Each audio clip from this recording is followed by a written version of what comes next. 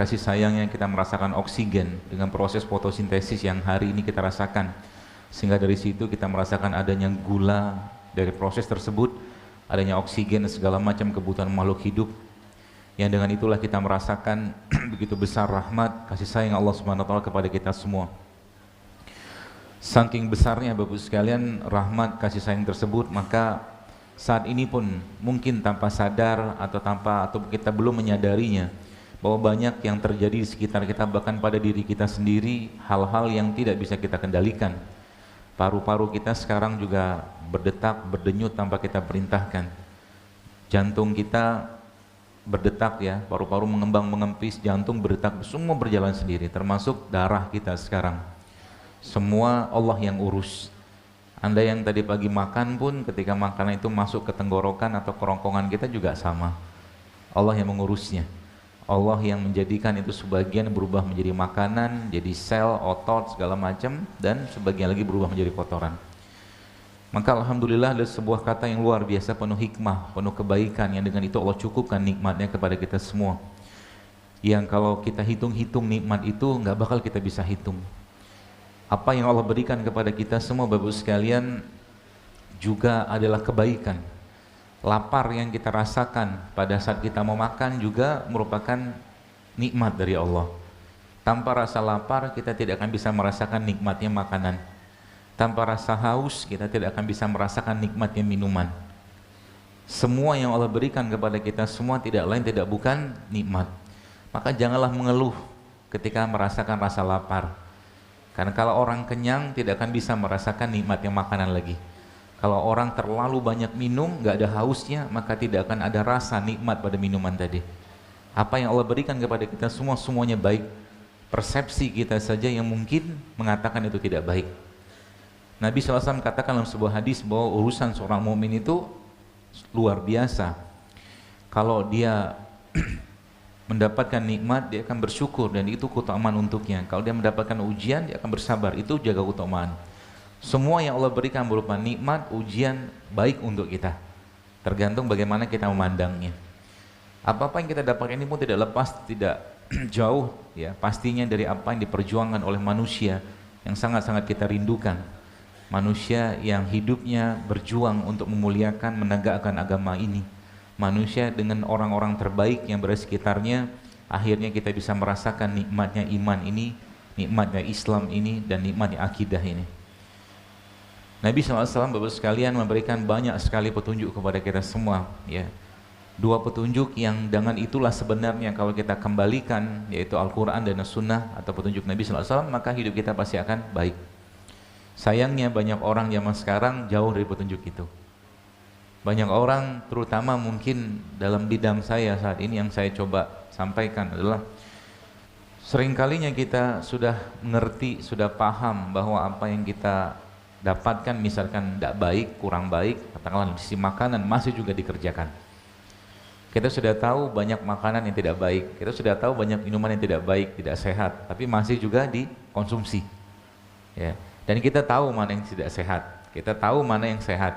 Ya. Disitulah yang atau kita melihat bahwa ternyata iman atau kolbu kita atau hati kita tidak atau kurang terjaga. Nabi SAW memberikan pedoman atau Allah sendiri memberikan pedoman kepada kita bahwa syarat dari makanan itu kalau mau dikonsumsi ada 3. Yang pertama dia harus halal. Harus halal. Kalau enggak halal jangan konsumsi. Anda masuk ke restoran atau mungkin beli sesuatu makanan dan Anda merasa atau melihat atau tiba-tiba ada feeling gitu kan bahwa makanan itu nggak halal, jangan makan. Semua hal yang ragu-ragu yang dirasakan seseorang kalau terus menerus dia kerjakan, maka pada akhirnya akan jatuh kepada keharaman. Innal halal bain wa haram bain wa bainahuma mushtabihat. Nabi SAW sampaikan yang halal jelas, yang haram jelas. Di antara keduanya ada syubhat.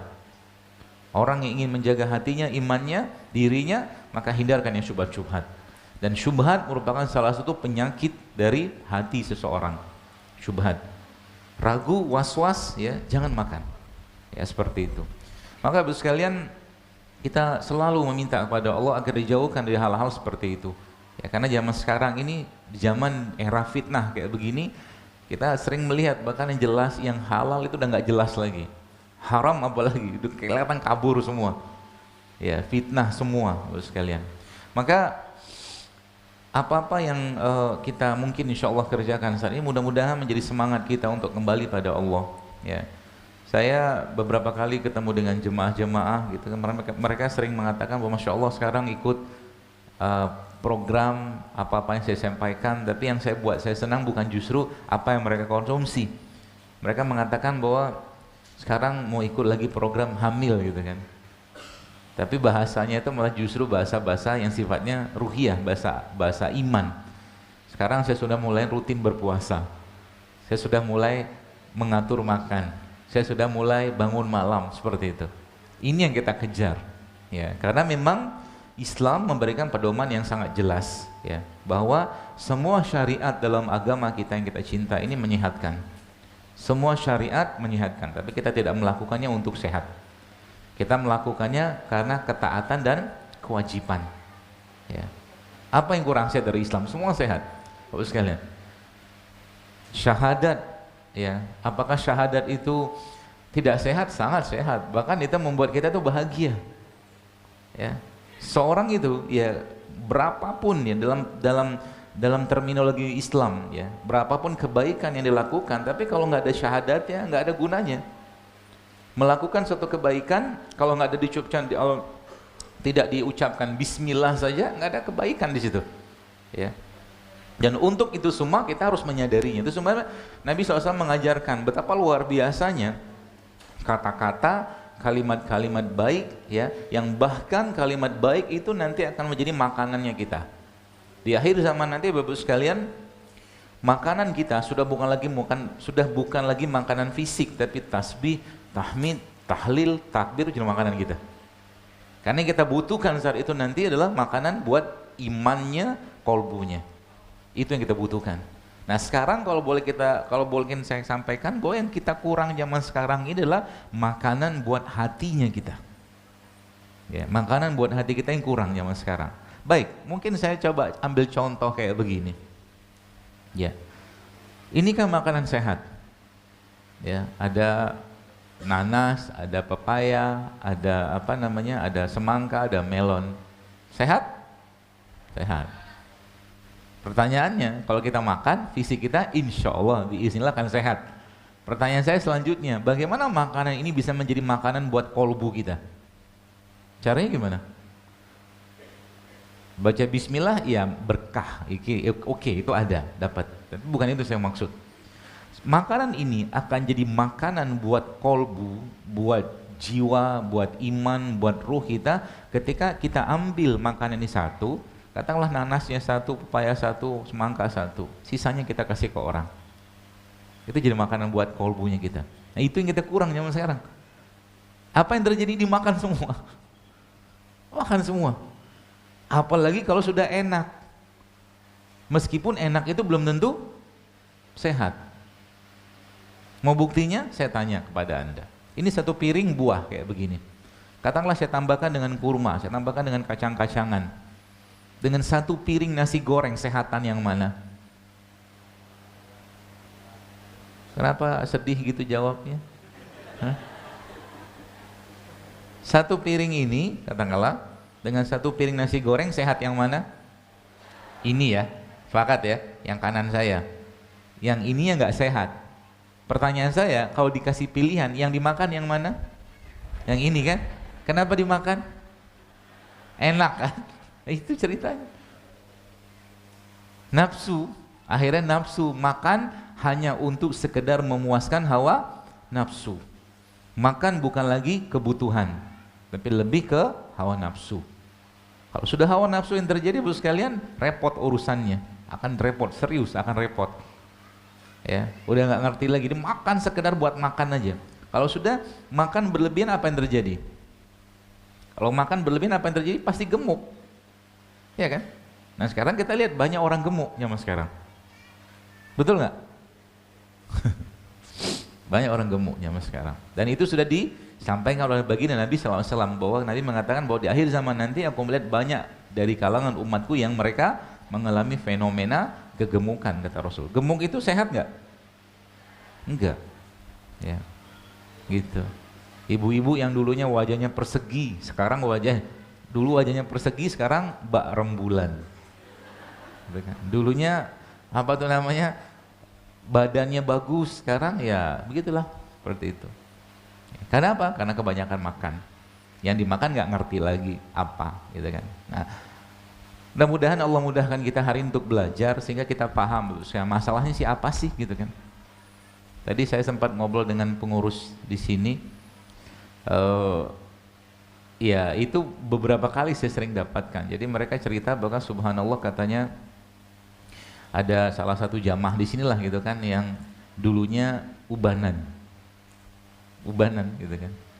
Terus ketika beliau mulai menerapkan ya beberapa saran-saran postingan saya itu, ubannya berubah jadi hitam. Bisa nggak? Bisa. Tubuh kita itu bisa reverse back, dia bisa balik ya. Kalau belum saatnya menua, bisa. Asal apa? Asal bahan bakunya ada, itu dia. Asal bahan bakunya ada. Jadi makanan yang kita makan itu Bapak sekalian, pilihannya dua. Kalau dia nggak jadi biangnya atau masalah atau penyebab penyakit, dia akan menjadi obat buat tubuh kita. Itu aja. Ya. Kenapa banyak orang yang sekarang sakit-sakitan? Karena yang dimakan sudah bukan lagi living food. Living food itu makanan hidup. Ini kan makanan hidup nih. Ya. Makanan kayak begini memberikan kehidupan, ya tanda kutip. Pohon ya, katakanlah pohon, misalkan pohon jeruk kayak begini, misalkan. Pohon jeruk ini kan, lihat, kalau kita mentadaburi Bapak sekalian, saya kadang-kadang lihat begini tuh, Masya Allah, maha besar Allah, Rabbana ma khalaqta hadza batila gitu loh. Kenapa? Kita lihat subhanallah, Allah yang melindungi dia gitu loh. Waktu pohon ini, katakanlah ini misalkan apa namanya batangnya, batang jeruk gitu kan, dia menjadi bagian dari ranting-ranting tadi kan. Pertanyaannya, bagaimana ceritanya bisa jadi kayak begini? Ya, petani yang nanam ini kan dia tanam cuma bijinya aja, masukin ke tanah, coba lihat. Habis itu dia tutup tanahnya, disiramlah, kasih pupuk segala macam. Allah yang menumbuhkan batangnya, akarnya, pohonnya, daunnya, rantingnya sampai buahnya. Kontribusi dia nggak banyak gitu loh. Maka petani-petani itu ya biasanya, bukan biasa dalam Islam, zakatnya kan lebih besar karena nggak banyak ngurusin gitu kan. Allah yang ngurusin semua. Ya seperti itu. Nah, apa yang dia kerjakan ini Bapak sekalian? Atau mungkin apa yang buah kayak begini, lihat ada bijinya. Kemudian buah ini tumbuh dari hasil pohon atau batang itu mengangkat sari-sarinya tanah kan gitu kan. Dan kalau kita bicara tanah, manusia kan dari tanah. Walaqad khalaqnal insana min sulalatin min tin, kata Allah, kami ciptakan manusia dari tanah. Kemudian dari tanah itu, dari pohon itu diangkat, pompa, naik ke atas. Akhirnya Allah ciptakan, lihat. Allah ciptakan ranting dulu, kemudian Allah ciptakan ada daun di situ, ada kuncupnya, sampai akhirnya jadi apa namanya bibit-bibit buahnya ini. Gitu loh. Apa yang diambil sama pohon? Apa yang terkandung dalam ini? Yang terkandung dalam mereka ini apa? Sarinya tanah kan? Ceritanya begitu. Ya, sarinya tanah. Lalu apa yang atau proses apa yang menyebabkan dia bisa tumbuh kayak begini? Karena dia bisa tumbuh karena ada matahari gitu loh. Karena ada matahari. Akhirnya dari daunnya dia, pada proses pembentukan dia itu Allah menciptakan oksigen. Gitu kan? Kita hirup oksigennya. Setelah itu dari proses fotosintesis itu Allah menghasilkan atau Allah menciptakan, memberikan kepada kita gula yang Allah apa tuh namanya tanamkan atau berikan di sininya, salah satunya ataupun di daun-daun tadi. Maka di sini ada kehidupan. Allah lindungi dia dengan apa? Dengan ini. Ketika Anda buka kayak begini, ya, jeruk ini kita judulnya tadabur dulu ya, biar paham. Terus saya letakkan lama-lama, apa yang terjadi dengan kulit ini? Pasti akan kuning, coklat kan? Kenapa? Ada oksigen, kena oksidasi. Maka kalau di sini kita belajar, oh ternyata kalau kita bicara buah-buahan misalkan, kapan waktu terbaik makan buah? Ketika Anda petik, Anda makan. Waktu terbaik. Semakin tidak lama jeda waktu dari petikan sampai kita makan semakin bagus. Ada semakin banyak fitonutriennya, living enzimnya makin banyak di sini. Gitu. Oke. Nah, yang kedua apa? Jangan lama-lama dibuka. Jangan lama-lama dibuka. Artinya kalau ada dibuka, segera makan. Gitu. Habis dibuka, segera makan. Sebab apa? Jadi nanti kuncinya semakin banyak living food atau makanan hidup kayak begini yang Bapak Ibu makan, itu subhanallah semakin badan kita akan kedapatan atau mendapatkan bahan baku yang tepat untuk apa? Untuk memperbaiki dirinya. Gitu ya. Jadi penyakit itu kalau bagi saya sih ya, penyakit itu jangan diobatin. Benerin badannya aja. Benerin nutrisinya, benerin apa tuh namanya perutnya, benerin otaknya, benerin ibadahnya. Insya Allah penyakit akan hilang dengan sendirinya. Ya, saya sempat subhanallah lihat postingan, ada satu postingan saya coba survei gitu kan. Itu udah sekitar 2-3 pekan yang lalu itu. Saya tanya ibu-ibu di sini yang berhasil hamil, tanya saya. Dari apa-apa yang saya share di sini itu ada berapa? Ada banyak nggak? Mohon di-share dong. Itu subhanallah ada 5.700 komen. Itu sebagian besar hamil loh. Tapi yang membuat saya bahagia apa? Mereka sudah mulai tahajud, puasa, sedekah, banyakin istighfar. Ternyata solusi spiritual namanya. Dan justru lebih bermakna, lebih berfaedah, dan lebih punya efek yang luar biasa ke badan. Solusi spiritual. Dalam surat Nuh kan Allah sudah sampaikan. Ya, perbanyaklah istighfar. Istighfar itu akan memperbanyak kebunmu, hartamu, kata Allah. Atau kata Allah, istighfar itu akan memperbanyak keturunanmu, kata Allah. Gitu loh. Itu kan bahasa saya solusi spiritual. Solusi spiritual. Ya. Lalu apa mereka makan? Simple banget gitu kan. Ya, simple banget. Mau modal kunyit, modal apa? Serai, sidruk nipis, madu gitu doang kayaknya. Gitu doang. Tapi kenapa? Badannya sudah siap, pikirannya sudah siap. Hatinya sudah terpaut dengan yang menciptakan dia. Itu yang kita mau kejar. Ya. Jadi bukan cuma sekedar ngandalin beginian atau mungkin apa herbal atau apapun, bukan. Ya. Seperti itu Bapak sekalian. Maka kita belajar ya hari ini, mudah-mudahan Allah mudahkan sehingga nanti harapannya yang sehat semakin sehat, yang berpenyakitan bisa hilang penyakitnya. Ya. Bapak Ibu sekalian, dalam Islam konsep penyakit itu asal muasalnya bukan dari fisik. Bukan dari fisik. Jadi kalau kita mungkin zaman SMA atau SMP dulu kan mengenal mens sana in corpore sano. Apa artinya? Artinya apa? Di dalam tubuh yang kuat terdapat jiwa yang sehat. Saya sih nggak sepakat dengan istilah itu. Ya, kenapa? Ya banyak orang di rumah sakit jiwa fisiknya sehat, ya kan? Jiwanya nggak sehat, gitu loh. Justru malah kebalik. Islam memberikan pedoman yang justru kebalikannya. Kata siapa? Kata Rasulullah. Nabi bilang apa? Ala wa inna fil jasad mudghah, kata Nabi. Dalam tubuh manusia terdapat segumpal daging. Iza solahat solahat jasada kulluhu wa iza fasadat fasada jasada kulluhu. Kalau dia baik, baiklah semua, dia rusak semua. Dan itulah kolbu, kata Nabi kan gitu. Jadi dia rajanya. Dia bukan tentaranya. Ya. Dan dia pengendalinya, gitu loh. Sayangnya ya kita tidak terlalu banyak memanjakan atau memuliakan atau apa ya, ya menjaganya dia gitu, menjaga si kolbu tadi, sehingga lebih dominan nafsunya. Kolbu itu sekalian nggak butuh banyak makan. Tapi bahasa saya tadi gini, ini kan kalau Anda makan tadi nanas satu, pisang satu, apa pepaya satu, melon satu, makanan buat fisik kita. Baca bismillah berkah insya Allah. Tapi kalau lebih banyak makanan kayak begini yang kita kasih ke orang, lebih sehat kolbunya. Gitu loh. Itu yang kita butuhkan zaman sekarang.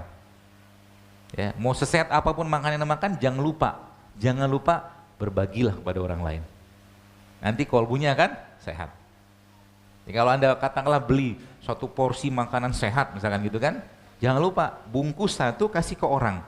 Anda dapat fisiknya sehat dengan makanan sehat tadi, misalkan Anda akan dapat juga keberkahan dari makanan yang Anda berikan pada orang tadi, dan akhirnya menyebabkan kolbunya akan sehat.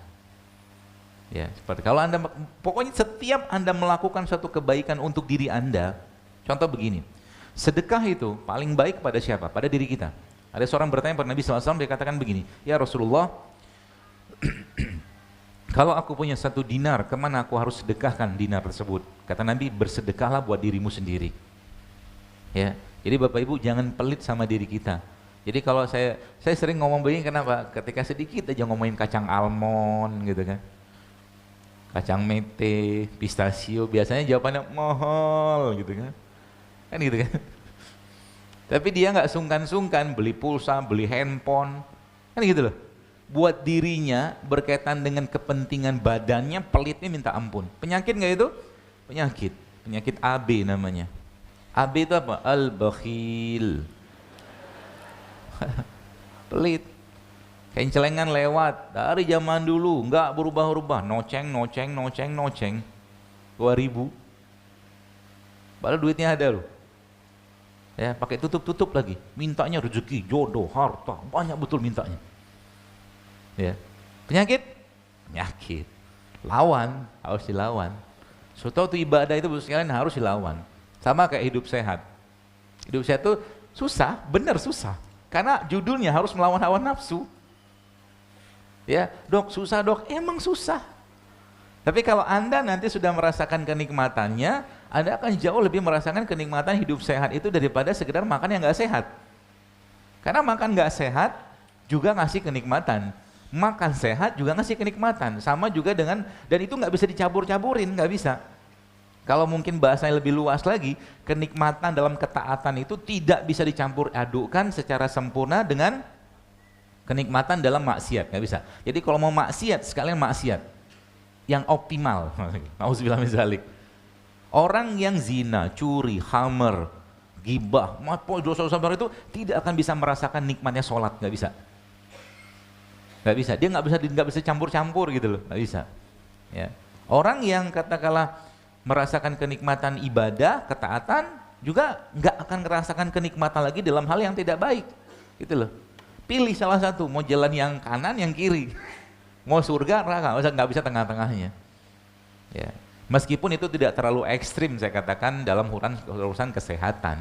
Tapi ingat sekalian, ya saya kemarin sempat dapat sebuah lab, seorang ustadz mungkin Bapak Ibu kenal, saya sebutin namanya lah. Dia liatin ke saya. Dan Ustadz itu waktu saya lihat labnya, aduh sudah nih saya bilang, sudah gula puasanya sudah di atas normal, tinggi sekali, cukup tinggi. Terus indikator diabetesnya sudah tinggi juga. Setiap saya ngomong sesuatu, beberapa kali hidup sehat, aduh nikmati aja hidup dok, dia bilang. Ya betul saya bilang, tapi tubuh kita nggak bakal bisa bohong, gitu loh. Nikmati aja hidup, tapi ingat makanan nggak sehat, gimana? Setiap mau kajian misalkan beliau makan nasi dengan berbagai macam lauk nggak sehat, gitu loh. Nggak bisa dibohongin badan kita itu, tenang aja, gitu loh. Jadi pertanyaannya, apakah kita sudah siap untuk hidup sehat? Ya. Kalau sudah, untuk apa kita kerjakan itu? Gitu loh. Saya mau minta deklarasi dulu. Bapak Ibu sudah siap hidup sehat? Untuk apa? Untuk Allah, gitu loh. Itu dulu yang pertama. Supaya apa? Nanti kalau kita niatkan untuk Allah, bukan karena cuma sekedar ikut-ikutan, bukan cuma sekedar gaya-gayaan, atau bahasa keren itu lifestyle gitu kan, atau gaya hidup, maka Anda minum madu dapat pahala, minum jahe dapat pahala, minum kunyit dapat pahala, karena kan untuk Allah semua.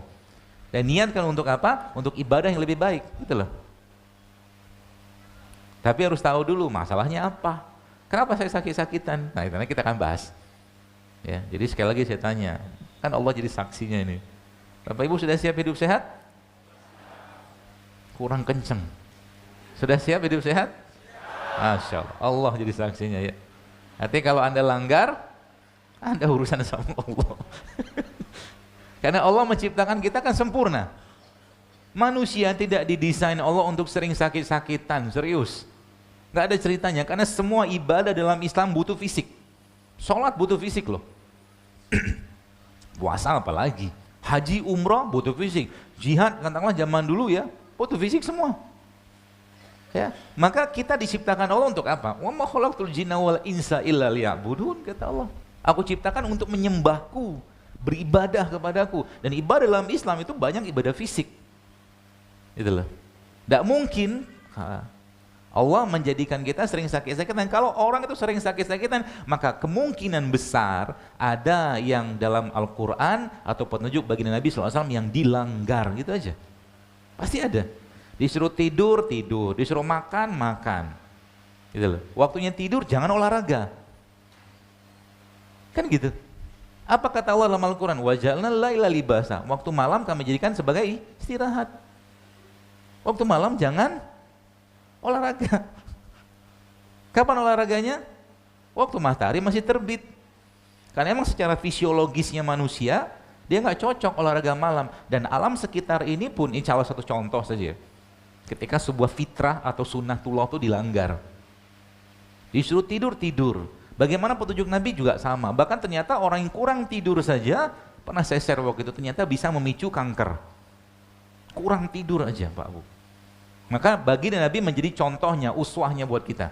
Nanti kita baru bahas ini. Ini cerita softwarenya dulu gitu kan, softwarenya dulu. Ya. Jadi baginda Nabi SAW memberikan petunjuknya kepada kita. Ya. Salah satunya apa? Ba'da Isya, Nabi tidur. Gak banyak urusan lagi. Isya tidur, tidur. Nanti malamnya bangun, kan gitu. Terus ngapain lagi? Kita lihat, setiap hari itu kita puasa. Setiap hari kita kan puasa. Kok bisa? Karena kan tidur nggak makan. Iya kan? Setiap hari kita puasa. Terus apa petunjuk Nabi SAW? Kita lihat terus sekalian. Baginda Nabi SAW ketika pagi mengajarkan kepada kita untuk apa? Untuk makan kurma. Ya. Salah satunya ya kurma ajwa kayak begini. Kalau nggak ada kurma ya kurma ajwa, ya kurma yang lain juga boleh lah. Gitu loh. Maka karena puasa malamnya nggak cocok pagi itu makan yang berat-berat. Dan memang secara fisiologisnya kita, ternyata memang pagi itu adalah waktu yang paling rendah hormon lapar. Jadi pagi-pagi jangan banyak makan. Ya, makan buah sedikit, makan kurma 7 butir, kalau kurma ajwa mungkin kita ambil berkahnya, atau makan buah-buahan kayak begini, sudah cukup. Lapar nggak? Pasti lapar. Biar aja lapar nih sampai siang, nanti siang baru makan. Ya, jadi kalau Anda ngerti pola-pola ini sebenarnya nurunin berat badan tuh gampang banget. Gampang banget. Asal apa? Asal mau tahu dan mau ngerjain apa yang bikin kita gemuk. Gitu loh. Apa yang bikin kita gemuk. Kalau saya tanya Bapak sekalian, Bapak Ibu, jamaah sekalian, Bapak Ibu, apakah tiap hari makan jeroan? Enggak kan? Singkat ceritanya, Anda tidak makan jeroan tiap hari. Jeroan itu lemak kan? Lemak sehat nggak? Jelas tidak.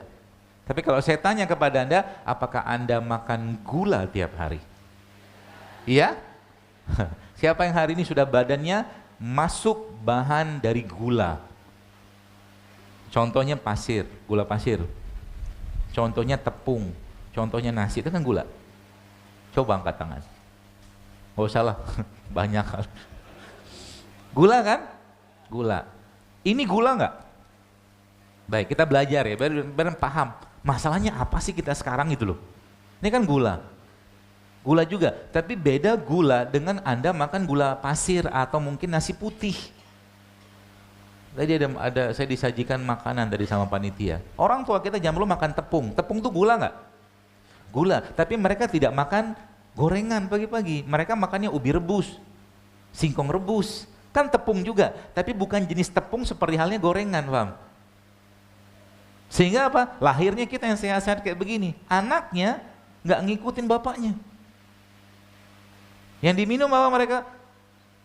Kopi tawar, teh tawar, air putih, wedang jahe, nggak pakai gula. Kalau pakai gula, maka pakai gula aren, gula merah gitu-gitu. Kita, gitu. Akhirnya yang terjadi apa? Tubuhnya kelabakan. Tiap hari masuk tepung, tiap hari masuk gula, tiap hari masuk nasi. Gimana mau sehat kayak begituan? Sayur jarang, buah jarang, puasa jarang, air putih jarang, olahraga jarang, ya sudah bye-bye. Kan gitu. Suruh makan sayur susah, makan buah susah, makan apa segala susah gitu. Maunya apa? Cuma sekedar untuk memuaskan hawa nafsu. Baik, kita akan bahas nasi goreng. Coba Bapak paham. Nasi goreng. Kita bahas ini bukan untuk mencela makanan, tapi mengerti yang kita makan itu apa. Nasi goreng isinya apa? Nasi. Nasi sudah gula? Gula. Gula dalam proses transformasinya dalam tubuh kita, kalau nggak dipakai jadi lemak, Bapak sekalian. Gula kalau nggak dipakai jadi apa? Lemak. Terutama gula-gula sederhana yang kayak dari nasi putih, gula pasir, tepung. Itu gula sederhana. Ya. Ini kan gula juga, tapi bukan gula kayak tadi. Ya, bikin gemuk nggak? Nggak ada ceritanya gemuk makan beginian. Maka monyet nggak pernah ceritain monyet gemuk, betul? Monyet kan gitu aja, kurus-kurus gitu kan. Ya makan begini. Gitu. Jadi jangan takut makan buah sebenarnya. Itu ya. Nah, pertama udah nasinya. Kita belajar lu. Nasinya sudah gula. Biasanya makan nasi goreng pakai apa?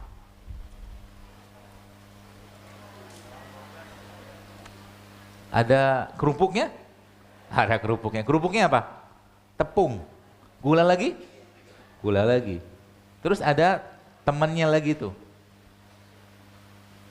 Telur. Ceplok, dadar. Telur tuh protein kan? Protein. Rusak nggak dengan pemanasan? Rusak.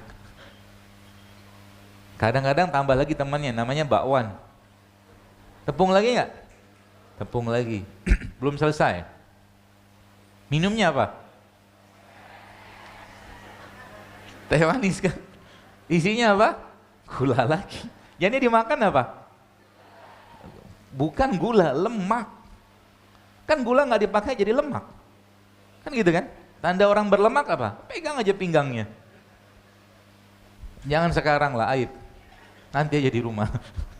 Banyak lipetan, perut banyak lipetan. Masalah sekarang, Bapak sekalian, Anda pikirnya hal sederhana ya. Mungkin kita pikir hal sederhana, tapi ingat, inilah yang terjadi pada zaman sekarang. Sehingga apa? Kalau sudah yang masuk sudah bukan lemak yang baik, maka hasilnya juga akan jadi lemak yang tidak baik. Sehingga apa? Metabolisme hormon pun akan terganggu, salah satu penyebabnya. Kenapa sekarang banyak perempuan, wanita-wanita, PCO, endometriosis, susah punya keturunan, macam-macam. Penyakit-penyakit hubungan dengan hormon. Ya gimana mau nggak sehat tiap hari bakso mie ayam. Tepung lagi kan? Gula lagi gitu loh. Beda cerita kalau Anda makan kayak begini. Ini kan minyak zaitun. Ini kan lemak juga, tapi lemaknya lemak yang baik. Orang tua kita zaman dulu ya kita belajar dari mereka, ya mereka goreng sesuatu, tapi tidak menggunakan minyak sawit, mereka pakainya minyak kelapa. Gitu loh. Beda ceritanya Bapak sekalian. Jadi dari mulai perlahan itu kan terurai semua, oh ini masalahnya tuh ini gitu kan. Apalagi subhanallah saya katakan negeri kita ini, itu negeri yang diberkahi sekali. Ya. Allah ciptakan segala macam tumbuhan-tumbuhan obat, makanan yang sehat Bapak sekalian di sini. Arab Saudi, ya katakanlah daerah Arab, Allah ciptakan ini.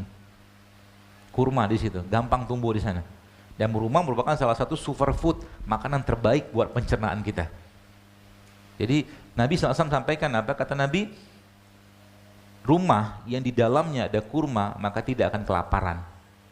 Gitu. Berkahnya kurma. Jadi jangan Ramadan doang ada kurma. Ini bisa dibikin macam-macam. Anda bikin jus bisa pakai kurma, Anda bikin sambal bisa pakai kurma. Kan judulnya kita mengurangi gula pasir. Gitu loh. Emang bisa bikin sambal pakai kurma? Bisa. Cabai rawit, bawang putih, ya, sama kurma sama garam, jadi sambal. Dimakan sama apa? Sama tempe. Tempenya diapain? Digoreng? Jangan digoreng. Tempe itu sehat, tapi jangan digoreng. Caranya gimana nih saya ajarin. Makan tempe kayak makan roti. Tempe ini isinya apa, Pak, Bu? Bukan. Tempe ini isinya ya benar kedelai, tapi yang saya maksud bukan itu.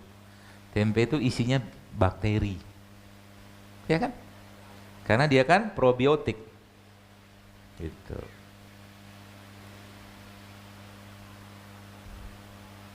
Ini kalau udah makanan biasanya diem gitu ya.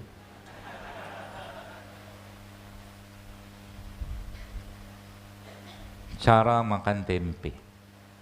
Tempe celupin ke madu. makan. Emang enak? Cobain aja. Ini.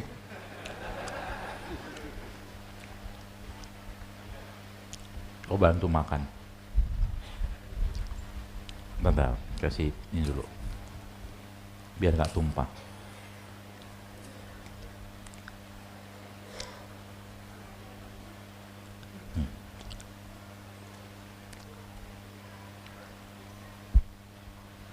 Tunjukin mukanya ke sana. Enak gak? Lihat mukanya kelihatan terpaksa atau ikhlas itu? Kan dia bakteri. Bakteri digoreng, dipanasin, matilah dia. Setahu saya ragi tempe ini nggak kuat panas. Emang ada beberapa jenis probiotik katanya tuh kuat panas, tapi setahu saya ini jenis bakteri yang setahu saya sih. Nanti coba tanya ahlinya. Nggak kuat dipanaskan. Dia kan bakteri. Probiotik. Ya, probiotik itu makanannya perut kita. Gitu. Ketemu dengan ini, madu. Madu ini apa? Prebiotiknya. Ketika madu ketemu tempe, kalau boleh saya katakan, perut kita tuh kalau boleh ngirim WhatsApp, dia bilang terima kasih banget gitu. Kalau dia boleh kirim WhatsApp. Gitu. Simple. Tapi ini buat sekalian, apa yang terjadi? Bisa mengubah komposisi flora atau biotik dalam perut kita. Simple loh. Ya, apalagi kayak begini nih. Ya, Anda makan sama kurma, lebih bagus lagi. Tempe dimakan sama kurma. Itu pernah nyobain? Sudah kan? Pura-pura belum. Pengen kali. Ya, nanti bikin aja di rumah. Contohnya beginilah ya. Kita bermain-main dengan apa-apa yang Allah ciptakan di Indonesia aja, udah Masya Allah luar biasa, udah cukup untuk bikin sehat. Ya, kayak begini. Ini ada kurma.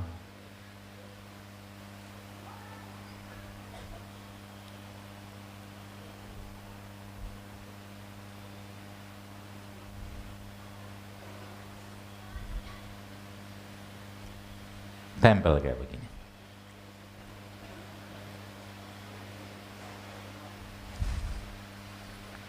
Simple. Tapi ini bisa mengubah kehidupan flora atau bakteri di perut kita. Karena kebanyakan bakteri yang ada di perut kita itu bakterinya sudah tidak bersahabat lagi. Ngamuk dia. Kalau bakteri ngamuk, apa yang terjadi? Dia bikin asam badan kita. Kalau orang sudah asam, apa yang terjadi? Maka tubuh memberikan tanda. Tandanya apa? Banyak. Kalau orang sudah asam, mulutnya bau, BAB-nya bau, ya kotorannya maaf ya, kencingnya bau, keringetnya bau, asam. Ya, pikirannya pun asam.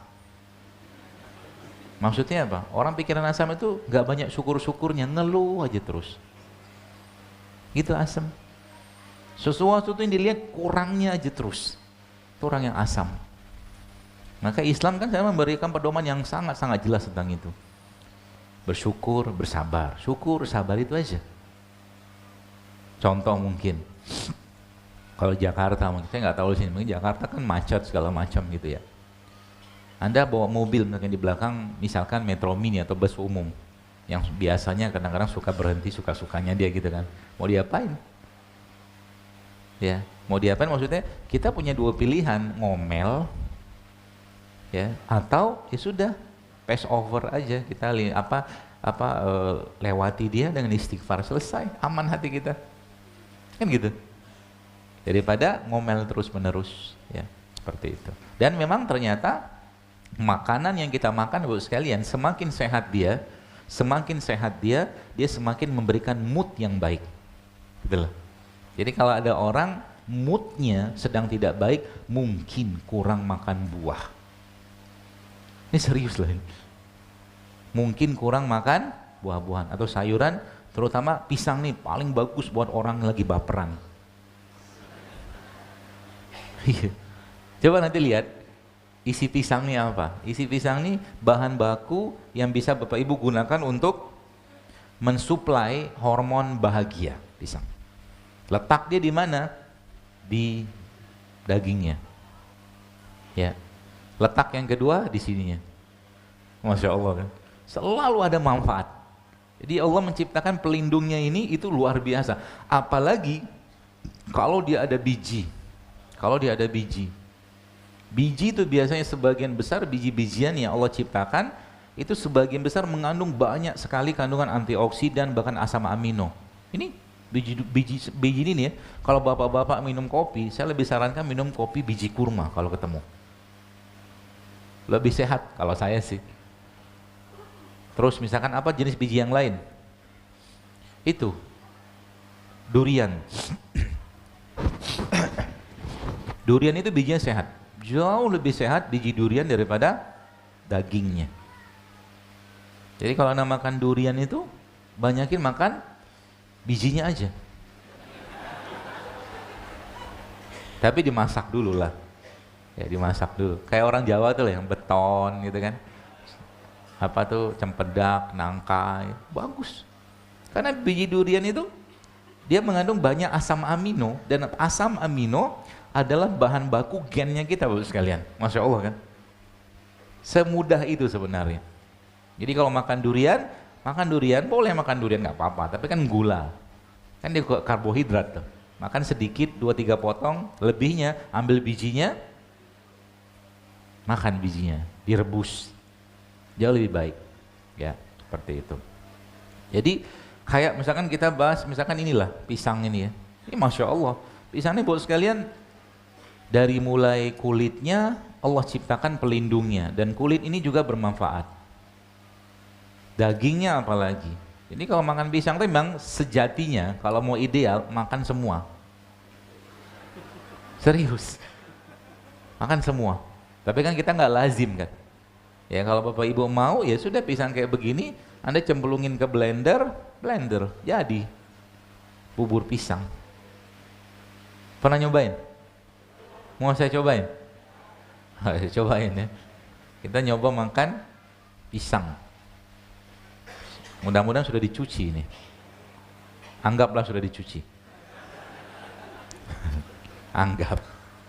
Masukin semua. Si air.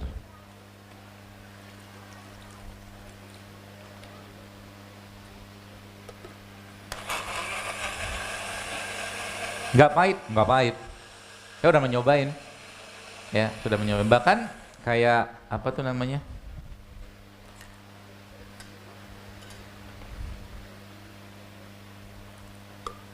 Harus segera diminum.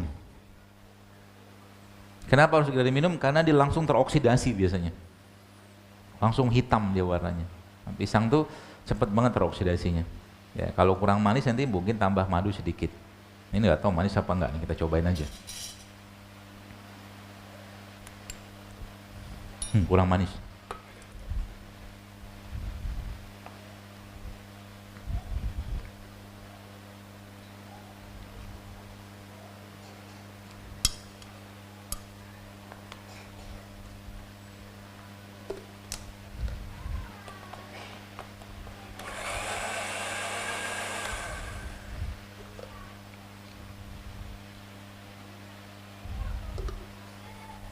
Coba ya, bismillah. Mau nyobain? Ragu gitu, mana enak. Orang Solo ini malu-malu ya. Ya mau biasanya kalau kajian saya mau nyobain langsung ada yang naik ke depan, ambil.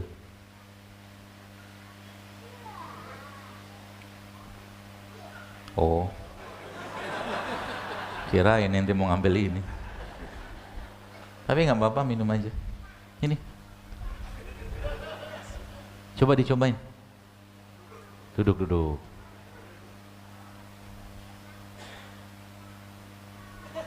Hah, enak gak?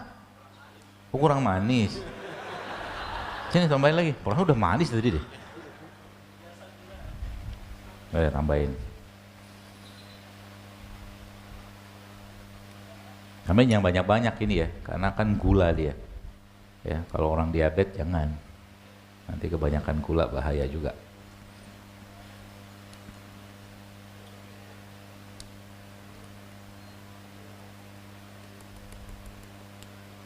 Nih tanggung jawab, habisin.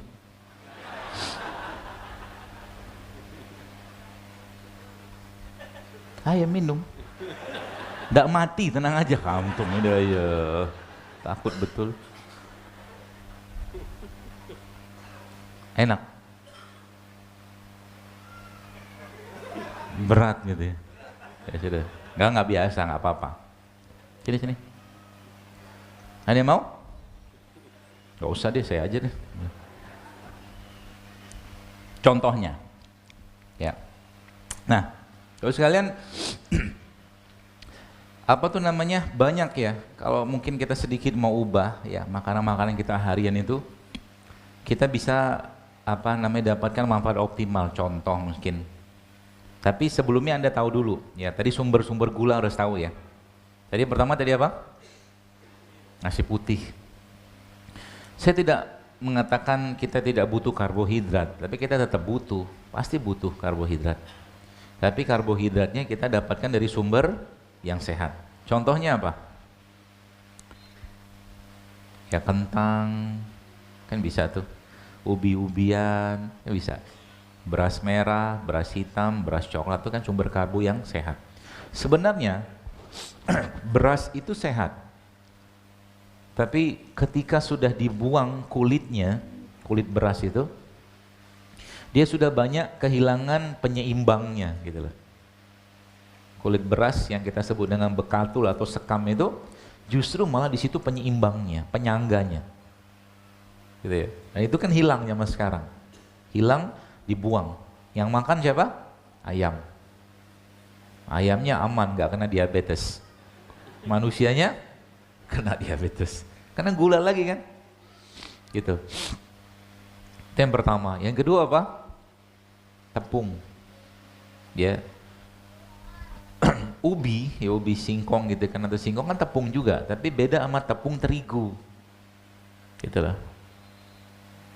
Bedanya apa? Ya jelas, kalau yang terigu kan dia tepung, kita sebut itu tepung gluten. Tepung yang bisa bikin lengket lah di usus gitu-gitulah. Tapi kalau ubi aman insya Allah. Ya. Kemudian apa lagi? Gula pasir. Jelas itu gula gitu kan. Pak, Bu sekalian, nanti mungkin ada bertanya, dokter maaf, kan gula pasir dari tebu, ya kan? Gula pasir kan dari tebu. Baik, Bu sekalian gini, ada dua orang pertama, orang kedua, dua-duanya makan gula, tapi beda jenis gulanya. Orang pertama tiap hari pagi, siang, malam, atau 5 kali sehari, setiap waktu 5 itu dia makan gula pasir 2 sendok. Gula pasir 2 sendok. Berarti total sehari dia bisa konsumsi 10 gula pasir sendok. Orang yang kedua, dia minum atau mengambil 2 sendok air tebu. Berarti sehari dia minum 10 sendok gula tebu atau air tebu. Ini beda nasib loh ini. Bapak Ibu, kalau Anda mau sedikit lebih teliti, banyak sekali makanan-makanan kemasan zaman sekarang itu yang isinya sebagian besar gula. Coba lihat nanti, Anda lihat kandungan nutrisinya. Banyak sekali gula, bahkan kadang-kadang bisa sampai setengah dari makanan tadi itu gula semua. Yang angka kecukupan gizi itu loh, per 10 gram, per 100 gram. Jadi kalau kadang-kadang, Masya Allah saya bilang, ini gula semua isinya. 100 gram kadang-kadang bisa 40% gulanya. Itu kan Masya Allah ya. Jadi masalah buat kita tentunya ya. Tapi mau dicegah, mau diapain juga gimana ya. Kita harus apa? Kita harus menjaga diri sendiri aja. Ya, seperti itu. Ya, nah baik. Yang terakhir apa? Minyaknya. Nah, saya mau tantang Anda. Dalam seminggu ke depan, no rice. Enggak ada nasi putih. Udah mulai ngerasa gerusuk. Dalam seminggu ke depan enggak ada nasi putih. Siap nggak? Tenang Bu sekalian, tanpa makan nasi kita tetap akan baik badannya. Karena yang kita butuhkan bukan nasi putihnya, tapi karbohidratnya yang kita butuhkan. Dan saya pribadi nggak ngajarin diet tertentu, diet keto apa segala macam. Keto kan nggak makan karbo. Enggak lah, ngapain juga, kita tetap makan karbo. Cuman kita batasin aja, tapi karbo yang sehat. Minggu ke depan nggak ada nasi putih. Gak usah seminggu deh, 3 hari aja dulu. Siap nggak? Berat gitu. Iyalah. Tapi kalau Anda kerjakan, oh Masya Allah silang. Saya beberapa teman-teman itu, saya di kajian gitu, dia bilang, dok Masya Allah ya ternyata sekarang hubungan suami istri saya itu berkualitas luar biasa, dia bilang. Tiap hari nagih terus. Katanya gitu, bagus, saya bilang alhamdulillah kan. Jadi obat kuatnya laki-laki itu hidup sehat. Dan jangan banyak lemak di badan. Itu dia kuncinya. Lemak yang ada pada badan seseorang, tubuh laki-laki khususnya, ya, bisa melemahkan sistem reproduksinya dia. Ya, dari sisi mungkin kualitas atau kuantitas. Ya. 3 hari dulu deh puasa nasi putih. Nanti yang tetap pengen makan nasi, saya ajarin caranya. Ya. Yang kedua, nggak ada tepung dan semua produk turunannya. Ya, dalam 3 hari ke depan. Ingat, kita bukan nggak makan karbonya ya, bukan. Kita tetap butuh karbonya. Yang ketiga apa? Nggak makan atau tidak ada gula pasir. Jadi kalau makan apapun nggak ada gula pasirnya. Ya, Anda harus yakinkan diri Anda bahwa Anda sudah cukup manis tanpa gula. Nah, gitu. Yang keempat, minyak. Itu ya. Selama 3 hari dulu deh, gak usah seminggu. Kerjain itu baik-baik. Apa yang terjadi? Insya Allah ya. Tadi yang cerita tentang uban-ubanan itu, ya, itu benar-benar terjadi loh. Itu ibu-ibu pernah share ke saya pernah lihat, saya posting juga gitu kan. Dok, ini uban suami saya tiba-tiba hilang. Hah? Saya bilang, dicabutin? Enggak. Gitu.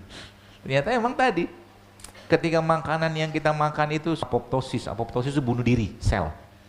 Yang rusak-rusak, mati dia. Dan proses apoptosis itu terjadi per 12 hari kurang lebih. Per 12 hari. Jadi kalau kita ambil 365 dibagi 12, maka waktu yang paling baik tubuh kita untuk melakukan proses apoptosis itu adalah selama 30 hari dalam setahun. Di situ kita kenal, oh ternyata ini maksud Allah untuk memberikan syariat puasa Ramadan. Kan gitu. Luar biasa kan. Jadi bahasa itu muslim tidak muslim dia, ya, muslim atau non muslim dia, 1 tahun wajib dia meninggalkan makan selama 30 hari. Prosesnya begitu. Dan subhanallah sekalian, diikutin lagi. Lihat, ini pola ya, pelajaran pola. Sering saya sampaikan berulang bahwa Islam itu agama yang sangat sehat. Pola selanjutnya, habis puasa Ramadan, Allah Allah pasti maha tahu gitu kan, bahwa yang namanya habis Ramadan, manusianya balik lagi habitatnya. Allah kasih puasa Syawal 6 hari. Ini bahasa kayak saya ini tune up tahunan. Jadi tubuh itu disetting untuk makan sendiri sel-sel yang rusak. Lewat tuh 36, masuk lagi ke 2 kali seminggu. Senin Kamis, coba, Masya Allah. Dan masuk lagi puncak berikutnya. Ternyata proses apoptosis atau bunuh diri sel itu paling baik terjadi saat kapan? Tengah bulan. Itu ada risetnya.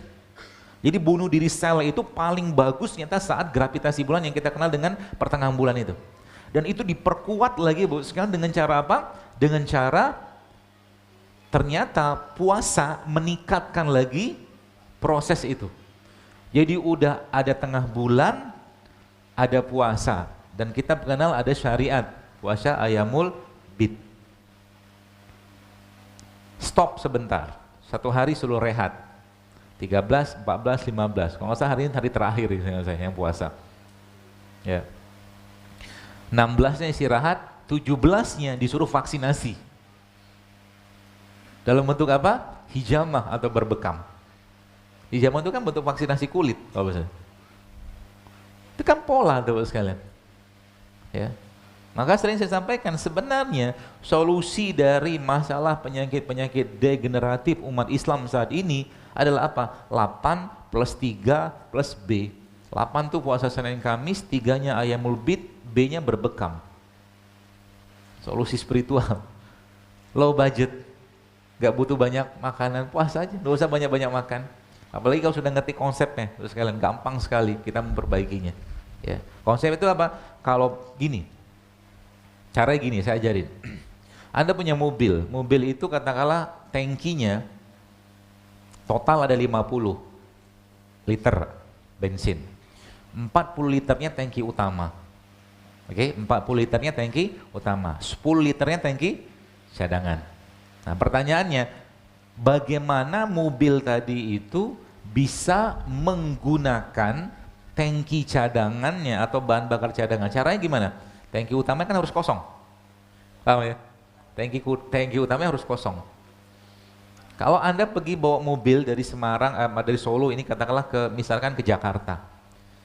Katakanlah itu misalkan butuh sekian liter. Nah, pertanyaannya, tangki cadangan kita itu bisa dipakai kalau apa? Kalau kita nggak berhenti di pom bensin, nggak ngisi bensin.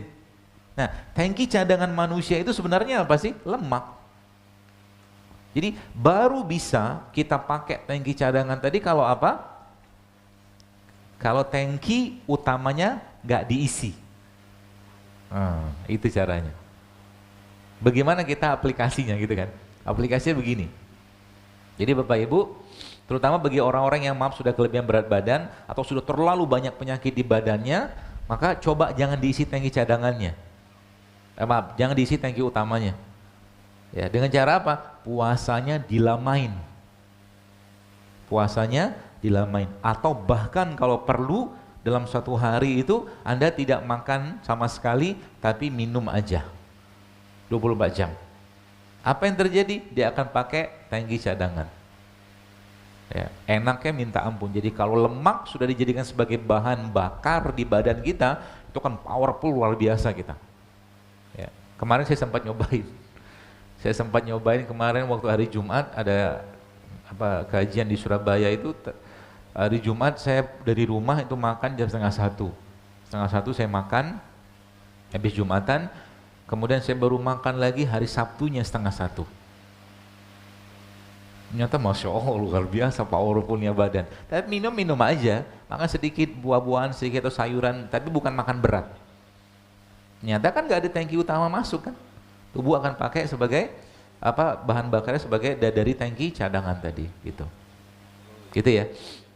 Caranya begitu. Karena tadi saya katakan, gula yang kita makan kalau nggak dipakai jadi lemak. Berarti kalau pada saat begitu makan kurma boleh nggak? Jangan kurma. Karena kurma gula juga kan? Paham ya? Ini jadi kalau Bapak Ibu tahu ilmu ini, itu Allahu Akbar. Itu penyakit itu kalau sudah lemak yang dipakai sebagai bahan bakar, itu dia akan kalau bahasa itu kayak laptop hang, pencet tombol on off itu dia hidup lagi, itu begitu dia, kayak ngeriset badannya. Asal jangan masukin gula dulu. Berarti gula yang sehat juga nggak usah dulu deh. Contohnya seperti apa? Kayak buah-buahan nggak usah dulu. Minum air aja, minum kopi tanpa gula ya. Minum teh hijau atau minum kayu manis atau apa. Tapi dengan catatan ya, tidak berlaku buat orang-orang yang kurus. Ya, kalau udah kerempeng jangan. Ibu-ibu nih bisa pakai pola ini. Apa yang terjadi? Mens Anda akan normal insya Allah. Dan kalau memang mau masukin bahan bakar yang bagus lagi, Anda makan ini, minum ini. Minyak zaitun atau mungkin alpukat tanpa gula ya. Karena alpukat itu kan lemaknya bagus. Jadi tangki utamanya nggak diisi, kita pakai tangki cadangan. Ketika dia sudah saatnya dibongkar gitu, Bapak sekalian, dia lihat ada bahan baku yang bagus, lemak yang baik. Ada lemak baik dipakai juga sebagai bahan bakar. Powerfulnya luar biasa. Nanti cobain deh. Ya. Nanti pada akhirnya kita tidak perlu banyak-banyak makan, tapi sekali makan berkualitas. Tidak perlu banyak-banyak makan, jangan dikit-dikit makan. Ya. Makan sedikit tapi berkualitas seperti itu. Ya, baik.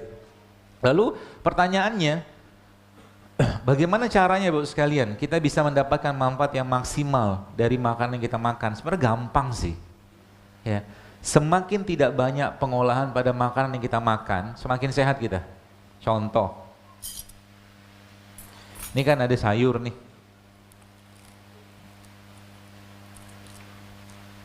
Sayur ini kita potong.